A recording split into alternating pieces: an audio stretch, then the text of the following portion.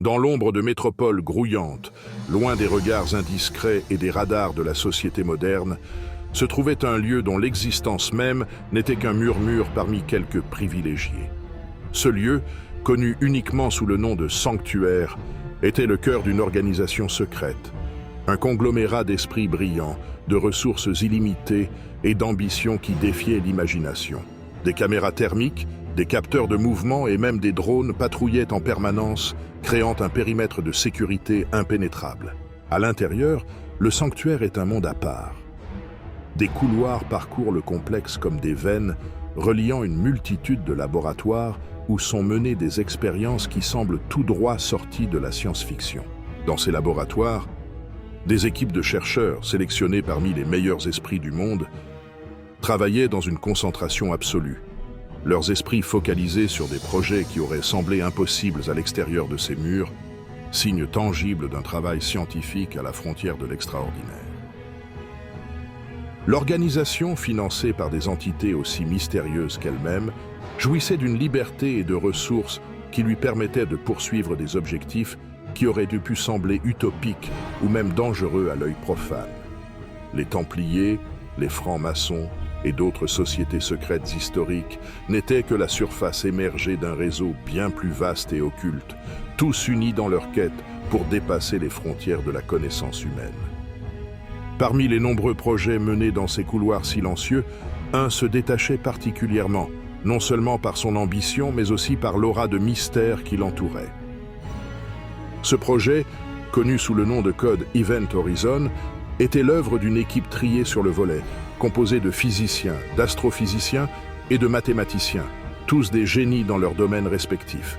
Dirigé par Aubrey, un astrophysicien réputé pour son génie et sa capacité à penser au-delà des limites conventionnelles, le projet avait pour objectif de créer et de contrôler un trou noir artificiel.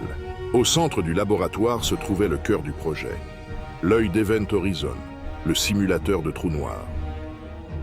Dans ce laboratoire, la science n'était pas seulement une profession, c'était une vocation, une quête quasi spirituelle pour déchiffrer les mystères les plus profonds de l'univers. L'objectif ultime d'Event Horizon était d'une audace à couper le souffle, créer un micro-trou noir, le premier du genre, et étudier, voire utiliser, cette singularité spatiale. Cette entreprise n'était pas seulement un exploit scientifique, elle représentait un saut quantique dans la compréhension humaine des lois fondamentales de l'univers. C'est dans ce laboratoire, sous la direction d'Aubrey, architecte principal d'Event Horizon, que les frontières de la science sont repoussées chaque jour.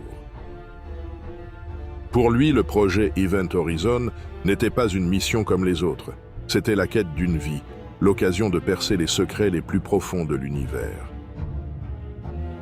Aubrey n'est pas seul dans cette extraordinaire aventure scientifique.